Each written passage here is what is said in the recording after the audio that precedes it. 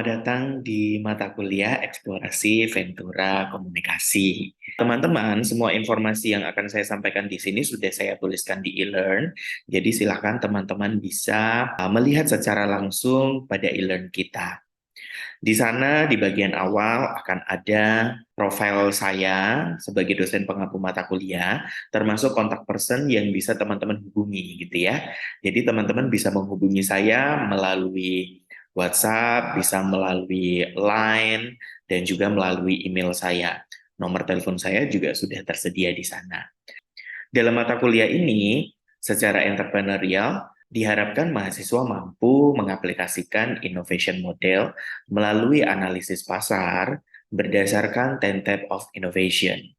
Selama mengerjakan proyek Ventura baru ini atau New Venture ini, mahasiswa melakukan fungsi manajerial, pemecahan masalah, pengambilan keputusan, dan juga public exposure, serta menjunjung tinggi moral ketaatan norma dan hukum.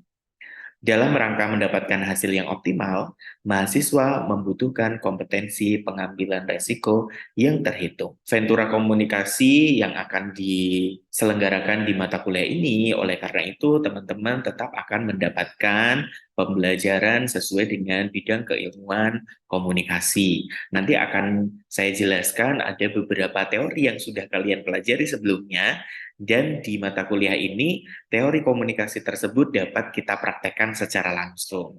Jadi buat teman-teman, buat mahasiswa yang kemarin gitu ya belajar tentang teori komunikasi tertentu, inilah saatnya teman-teman mempraktekkan teori komunikasi tersebut ke dalam project based learning. Untuk metode pembelajarannya, selain project-based learning, kita juga mengadopsi entrepreneurial learning. Strategi yang instruksional diberikan menuntut mahasiswa untuk menghasilkan kebaharuan yang diterima oleh masyarakat melalui transformasi pengalaman menjadi sebuah pengetahuan dan skills yang digunakan dalam proses eksplorasi dan eksekusi peluang.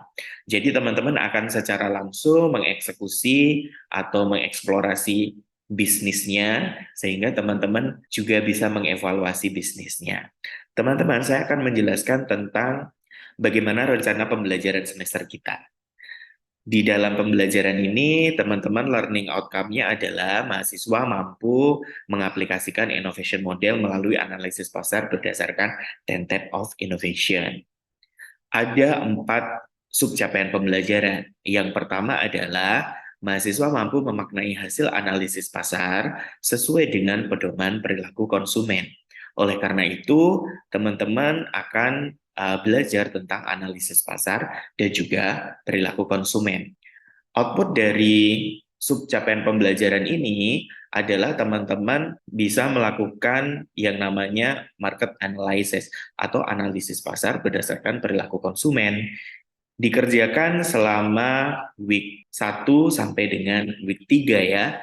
Dan tidak lupa untuk materialsnya sendiri akan ada team building di sana.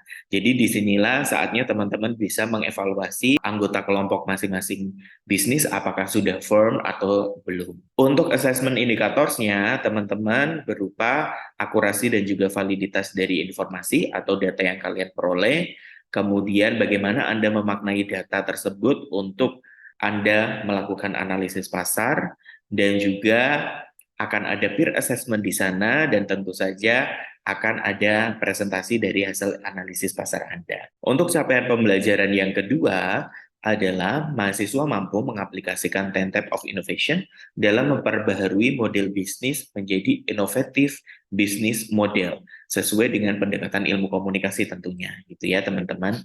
Jadi teman-teman di sana akan memperbaharui kembali BMC yang sudah teman-teman buat di mata kuliah sebelumnya, Communication Venture Ideation atau ideasi Ventura komunikasi. Nah, di sini teman-teman akan belajar 2 teori yang kita pakai, teori interpersonal communication untuk melakukan team building. Yang pertama adalah teori expectancy violation theory dari Burgun, kemudian ada juga teori tentang uncertainty reduction theory dari Berger. Nah, teman-teman juga akan mempelajari bagaimana struktur organisasi dari sebuah startup bisnis. yang kemudian nanti teman-teman bisa adopsi menjadi struktur organisasi di bisnis. Untuk selanjutnya, teman-teman akan belajar tentang 10 type of innovation, kemudian akan belajar tentang marketing mix, dan juga promotion mix, dan tentu saja teman-teman akan mengaplikasikan teori yang sudah kalian kenal, yaitu adalah komunikasi pemasaran atau marketing communication. Pengerjaan assessment yang kedua ini atau AFL 2 ini, teman-teman, lama pengerjaannya adalah dalam waktu 5 minggu ya, dari week 4 sampai dengan week ke-8. Yang akan teman-teman hasilkan di sini adalah innovation modelnya. Jadi teman-teman akan membuat sebuah inovasi dari bisnis yang sudah kalian ideasikan kemarin yang akan kalian eksekusi. Untuk assessment indikatornya sendiri, akan ada ketepatan dari penggunaan konsep 10 type of innovation, akan ada cara penyampaian gagasan inovatif modelnya, tentu saja harus berdasarkan hasil analisis pasar di tugas sebelumnya ya, dan juga ketepatan pesan komunikasi yang teman-teman rancang sebagai salah satu pendekatan dari strategi komunikasi pemasaran, gitu ya. Dan tentu saja ada peer assessment. Kita beranjak lagi ke capaian pembelajaran yang ketiga, yaitu teman-teman mampu menciptakan ventura baru dan menjalankannya sesuai dengan perencanaan dan atau mampu merespon adanya perubahan. Oleh karena itu, teman-teman di sini akan belajar tentang bagaimana menciptakan sebuah standar operasional prosedur gitu ya di dalam bisnis kalian, termasuk dokumen-dokumen yang perlu kalian rancang gitu ya supaya komunikasi yang ada di dalam organisasi bisnis kalian juga sesuai dengan standar manajemen bisnis. Kemudian kalian juga akan belajar tentang konflik manajemen, akan belajar tentang legalitas bisnis, akan belajar juga tentang 4 pilar manajemen yang ada di sana, dan tentu saja kalian belajar tentang negotiation skill. FL3 di sini adalah waktunya kalian mengeksekusi bisnis kalian. Nah, tentu saja nanti di dalam kalian mengeksekusi bisnis kalian mungkin ada beberapa hal yang perlu kita diskusikan, nanti akan ada mentoring di sana. Oleh karena itu, assessment indikatornya sendiri akan ada mentoring dan juga attitude di dalam grup kalian seperti apa, kemudian akan ada peer assessment, kemudian ada kelengkapan dari dokumen bisnis yang kalian punya. Yang pertama yaitu adalah legalitas bisnisnya, laporan keuangannya atau financials-nya, kemudian di bagian operasionalnya kalian akan mengumpulkan SOP yang kalian buat untuk bisnis kalian, dan juga tentang strategi marketing communication-nya. Selain itu, kalian juga akan saya nilai terkait dengan ketepatan pengumpulan ya, karena di sini akan berhubungan dengan penugasan yang keempat atau ALP, karena di ALP teman-teman akan melakukan evaluasi bisnis dan juga refleksi. Jadi kalau AFL 3-nya belum selesai atau tidak tepat waktu dalam mengumpulkan, kalian tidak akan bisa mengerjakan ALP kalian. ALP-nya yaitu adalah capaian pembelajaran yang keempat, mampu mengevaluasi pelaksanaan bisnis dan melakukan refleksi pribadi. Di sini teman-teman akan melakukan evaluasi eksekusi bisnis yang sudah kalian kerjakan selama pertemuan pertama sampai dengan pertemuan ke-14. Mahasiswa melakukan mentoring minimal 3 kali dengan dosen pengampu dan 2 kali dengan dosen lain atau juga dengan praktisi. Itu adalah gambarannya pembelajaran kita selama 16 pertemuan ke depan. Nah, rekan-rekan semua, untuk e-learn memang saya sampaikan dalam bahasa Inggris. Tapi tenang saja teman-teman, teman-teman tetap bisa mengakses materi pembelajaran dan juga untuk bahasa pengantar pembelajaran kita masih tetap menggunakan bahasa Indonesia. Oke, sekian penjelasan saya tentang mata kuliah eksplorasi Ventura Komunikasi. Kita berjumpa di kelas ya. Instruksi yang pertama, silakan teman-teman gambar sebuah lingkaran. Oke, saya juga sedang menggambar nih sebuah lingkaran.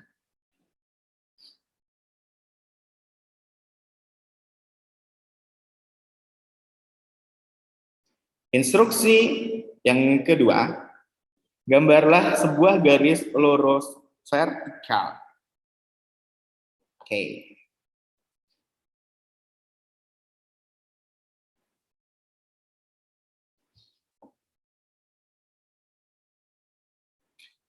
Instruksi yang berikutnya, Gambarlah dua buah garis diagonal. Oke. Selesai?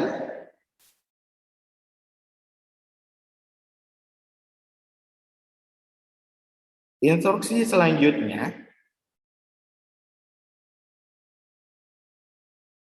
gambarlah sebuah segitiga. Tidak ada ketentuan segitiga sama kaki, segitiga sama sisi, tidak ada ketentuan itu. Silakan buat saja sebuah segitiga.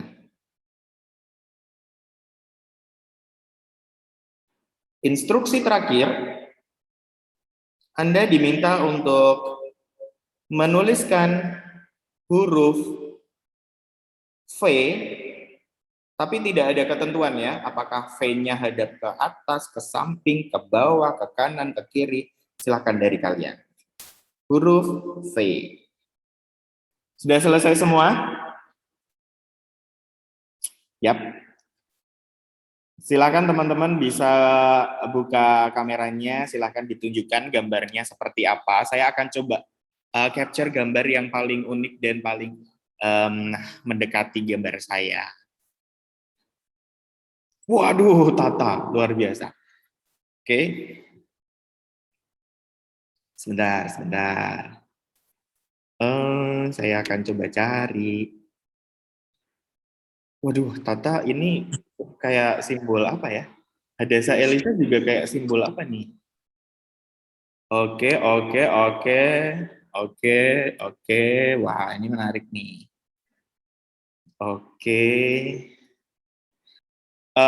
Mostly di antara kalian adalah ada yang menggambar sebuah simbol tertentu, kemudian mengkaitkan dengan simbol itu. Ada yang mengkaitkan dengan sebuah gambar yang sangat lazim kita lihat ya, di mana-mana ada gambar manusia lidi. Gambar manusia lidi. Oke. Mungkin saya mau nanya Has dulu. Has, kenapa kamu gambar itu? Apa yang ada di pikiran kamu? Kalau saya nggak ada pikiran apa sih Pak, random. Soalnya udah dari awal kayak first of all-nya itu bulat terus tegak vertikal, itu kayak mau gambar apa lagi kalau nggak itu. Terus apalagi kayak diagonal 2, udah dari sana saya cuman ada pikiran buat gambar itu aja sih. Tapi terus yang setelah itu segitiga, kok segitiga gitu. Ya udah saya buat kakinya aja gitu. Oke. Gitu sih, Pak. Oke, good ya. Jadi sebenarnya sudah bisa menemukan gambaran apa yang ingin digambar itu sebenarnya di instruksi kedua ya, Has ya. Setelah lingkaran kemudian garis vertikal. Oke, saya Iya. mau pendapat dari teman yang lain, dari Cheryl. Oke, Cheryl juga menggambar manusia lidi ya. Oke, alasannya apa nih, Cheryl? Kepikirannya itu, Pak. Dari lingkaran, terus garis lurus, awalnya mau bikin lollipop. Oke. Tapi kok ada garis horizontalnya itu, garis apa? Iya, horizontal itu ya jadi tangan. Oke, ada garis diagonalnya kemudian dijadikan tangan ya. Oke, berarti yang pertama yang dipikirkan adalah, oh ini adalah sebuah lollipop, cuman kenapa harus ada garis diagonalnya? Kemudian langsung jumping main ya, dari sebuah benda kemudian menjadi human gitu ya. Oke, menarik. Satu lagi dong yang tadi gambar manusia, siapa? Volunteer. Fikri, silahkan. Kenapa kok gambar manusia? Soalnya menurut saya instruksi yang dijelaskan Pak M itu kayak paling relevannya itu paling masuk akal dan paling gampang untuk dijelaskan itu gambar manusia gitu sih Pak. Oke. Kayak yang mudah langsung kepikiran oleh orang-orang gitu. Oke. Karena memang kita sering lihat benda itu ya. Iya. Sering lihat itu. Oke. Oke, thank you. Ya, oke teman-teman. Oke, thank you. Teman-teman, memang setiap manusia itu sebenarnya satu, dia sudah punya basic knowledge sebenarnya di dalam dirinya, gitu ya. Artinya apa sih? Kita ini sebenarnya bukan pribadi yang kosong ya, bukan orang yang nggak ngerti apa-apa ketika menerima sesuatu. terutama sekarang ketika kalian lagi ada di perkuliahan CVE.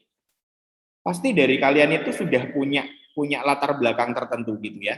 Entah itu dari keluarga kalian yang memang family business, atau dari kalian yang udah pernah nyoba bisnis, atau bahkan bukan di kalian tapi di lingkungan kalian.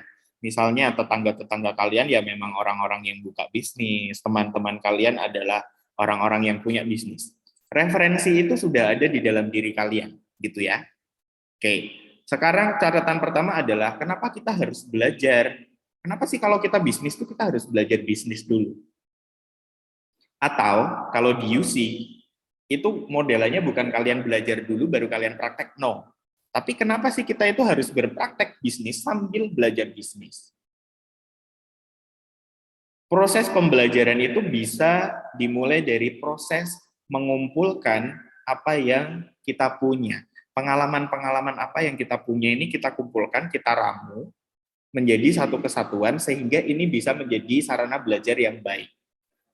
Let's say ketika kalian bikin BMC, ada yang benar-benar mulai benar-benar dari nol gitu? Enggak.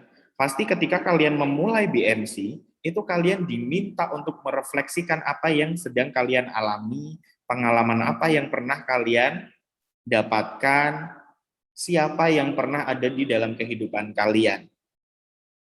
Misalnya, di bagian resources, ada yang namanya key resources, ada apa lagi?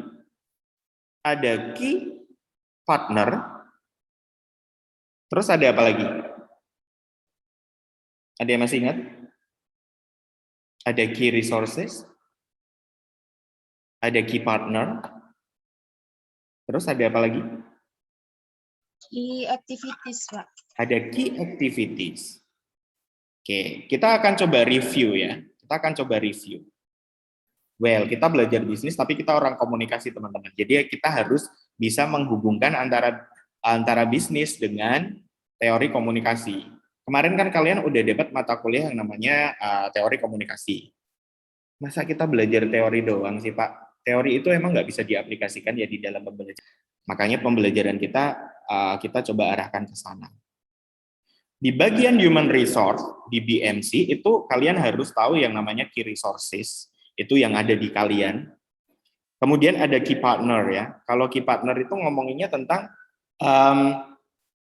apa atau siapa orang di luar kita ini yang bisa menunjang bisnis kita nantinya. Entah itu bentuknya adalah dia seorang supplier, atau bentuknya itu adalah mentor, dan lain-lainnya. Itu yang bisa menjadi partner kalian. Nah, kita akan mengolah itu, karena kan kita mencoba menghubungkannya. 4 pilar manajemen ini bukan punyanya orang komunikasi, teman-teman, tapi ini punyanya teman-teman di manajemen. Kalau kalian punya teman yang ada di IBM, pasti akan mereka belajar ini lebih banyak. Tapi kita menghubungkan antara 4 pilar manajemen ini dengan apa yang kita pelajari di komunikasi. Sebenarnya itulah kenapa kita harus belajar bisnis communication venture, sebenarnya itu ya, supaya kita bisa menghubungkan. Jadi ada bedanya teman-teman antara teman-teman IBM yang punya belajar mereka apa ya sekarang namanya FVE atau apa gitu, dengan teman-teman CVE, karena kalian basicnya adalah communication punya. Oke. Di dalam human resource yang ada di 4 pilar manajemen, itu kalau yang paling harus kita kita fixkan dari sekarang, atau kita coba olah, kita pikirkan lagi, adalah yang pertama adalah anggota kelompok, karena itu adalah bagian dari human resource kita. Itu adalah key resources sebenarnya. Ada beberapa bahasan, ada 2 teori. Di dalam e-book ini ada 32 teori. Saya nggak akan menyampaikan teori karena ini bukan kuliah teori komunikasi ya. Cuman saya ingin menyambungkan apa yang kalian pelajari di teori komunikasi dengan apa yang sedang kita alami sekarang nih. Kemarin saya lihat di lembar evaluasi itu memang ada beberapa yang ragu, ini mau pisah gimana caranya ngomong, kemudian mau mengeluarkan anggota itu gimana ya caranya ngomong dan sebagainya. Nah, ini sebenarnya ada basic teorinya yang perlu kita tahu, teman-teman. Masuknya kalau di dalam ranah seperti ini ya, rasa sungkan dan sebagainya, ini sudah ranah komunikasi interpersonal. Saya mau nanya dulu, komunikasi interpersonal itu apa? Apa tuh? Coba kasih pendapat saya supaya saya tahu gelas kalian ini terisinya yang seperti apa nih terisinya. Sekaligus Komunikasi saya bisa antar orang. gimana Bunga? Komunikasi antar orang. Jadi dengan orang yang satu dengan orang yang lain.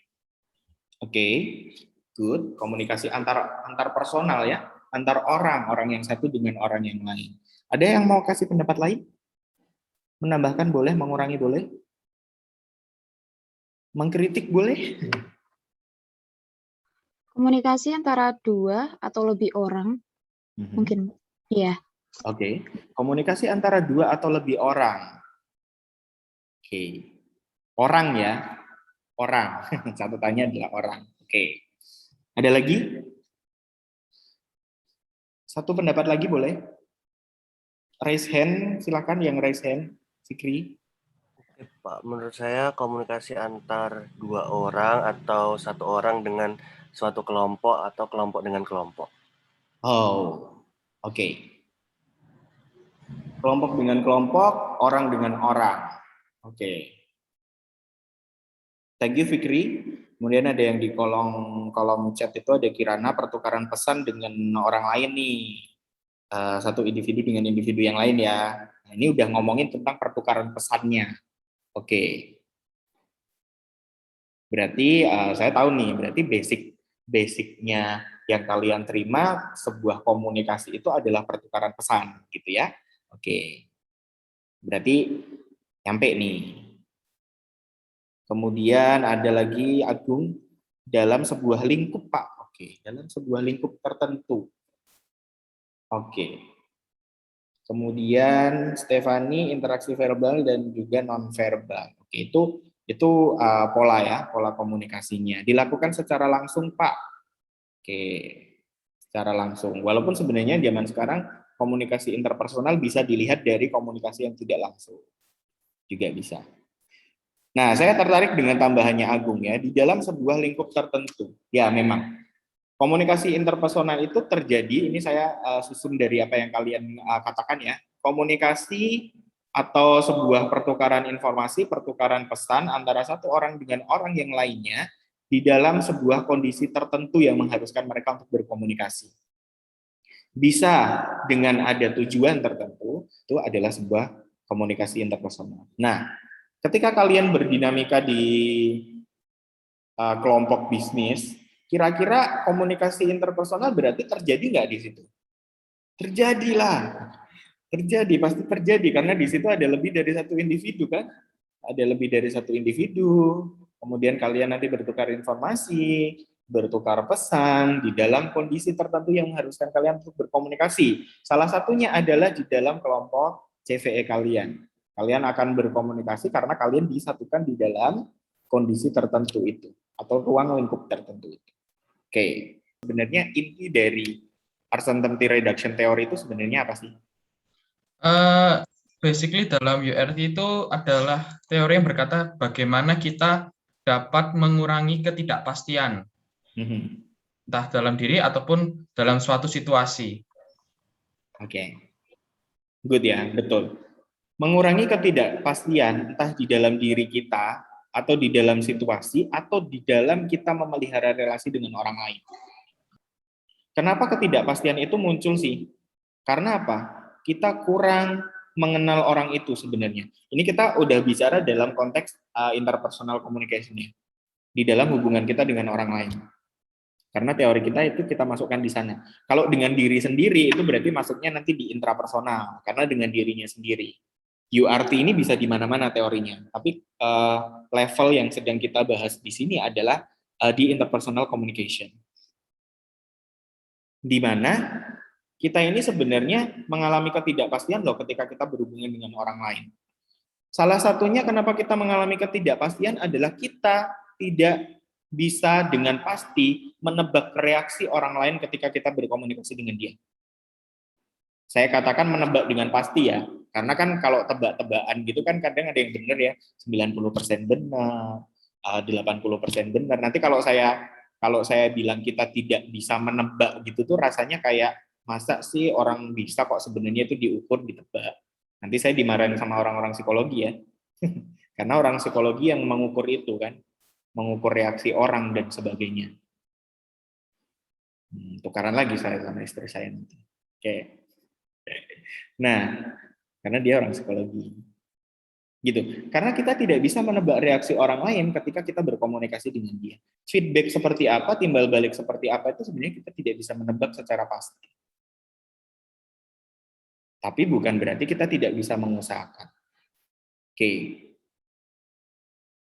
Di dalam ini saya mungkin coba langsung bukakan di e-book-nya kali ya.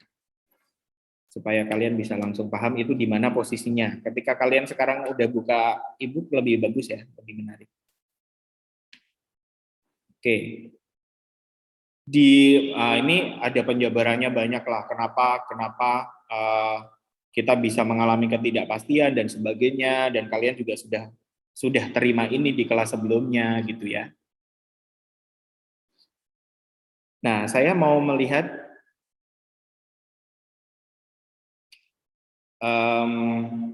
di bagian strategi ini aja teman-teman. Ini contohnya sebenarnya banyak ya. Dulu waktu Bu Gaby pakai e-book ini atau enggak, Anthony?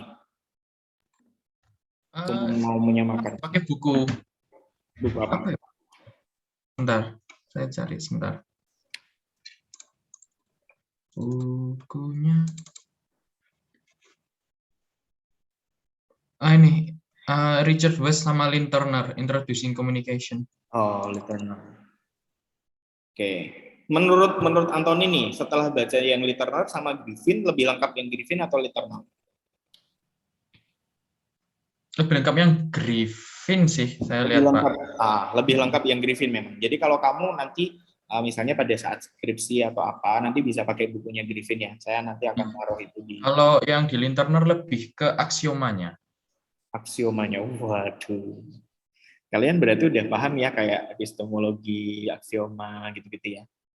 Oke. Nah, teman-teman, di sini di dalam teorinya si Griffin ini, ini sebenarnya teorinya si Berger ya. Berger sih bacanya.